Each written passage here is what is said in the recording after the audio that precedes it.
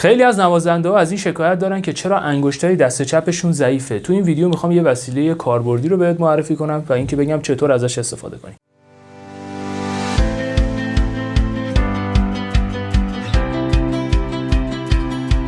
دوست عزیز، قبل از اینکه بریم برای ادامه ویدیو، برای اینکه از من حمایت کنی لطفاً این ویدیو رو لایک کن.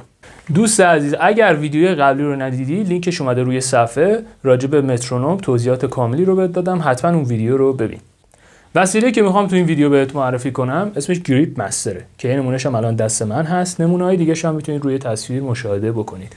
الزاما ما حتما نباید از این وسایل استفاده کنیم، ولی اگر بتونیم استفاده کنیم و داشته باشیمشون خیلی بهتره برامون. چرا؟ چون اینا جوری طراحی شدن که میتونن کمک کنن که ما کیفیت انگشت گذاریمون رو بالاتر ببریم.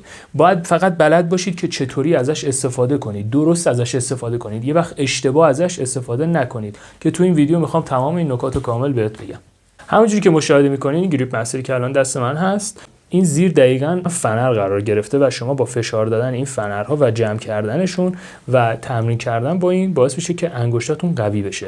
خب حالا شما میتونید به فرم‌های مختلفی تمرین کردن با این رو شروع کنید. چطوری؟ مثلا شما بیاید اول 4 تا انگشتتون رو فیکس کنید. اولا یه نکته بهتون بگم دوستان، این برآمدگی که می‌بینید اینجا هستش، این باید قرار بگیره روی این عضله کف دست ما. به این شکل. این نباید اینجوری باشه. خب اگه این برآمدگی این سمت باشه، این درست دست ما چفت نمیشه. پس ما باید اینو دقیقاً اینجوری بگیریم تو دستمون. حالا به چه فرمایی میتونیم باهاش کار کنیم؟ به این شکل. مثلا میتونیم 4 تا انگشت رو همزمان با هم بیاریم پایین. میتونیم دونه دونه این کار رو انجام بدیم. میتونیم ترکیبی، مثلا 2 تا و 2 تای وسط، 2 تای آخر، اولی و سومی، دومی و چهارمی، اولی و چهارمی و همین فرمایی که الان توضیح دادم.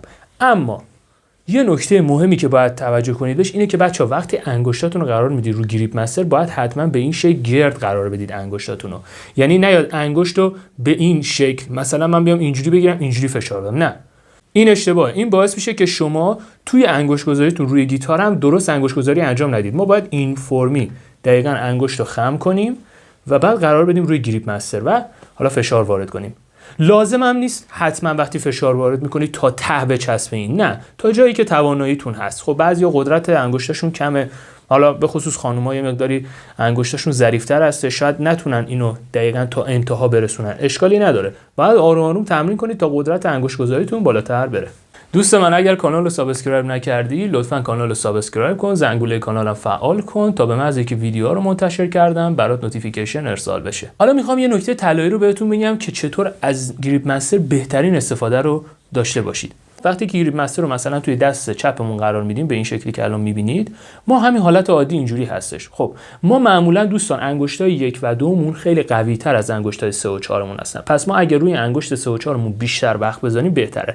شما میتونید مثلا اینجوری انگشت 1 رو حذف کنید و انگشت 2 رو، گریپ مستر رو به این شکل بگیرید.